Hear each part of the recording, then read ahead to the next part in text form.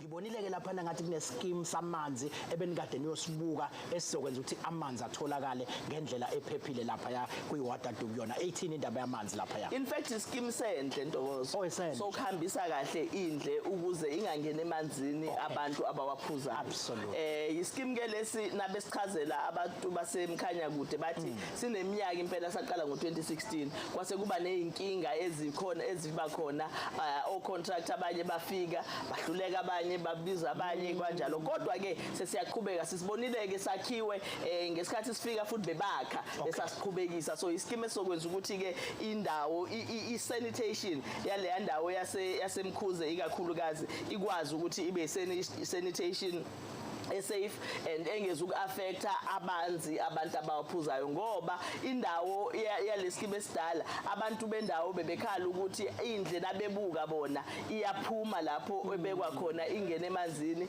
bese bona bewaphuza lawo manzi subuzileke umkhandlu ngalokho umkhandlu waphika wathi cha amanzi bayawahlola usuku nosuku and iquality yamanzi aphuzwayo isikingenakho ukungcola kodwa ke into engiyithandayo ukuthi noma umkhandlu uchaza lokho kodwa usune indlela yokuthi uzosilungisa kanjani lesifo. Absolutely.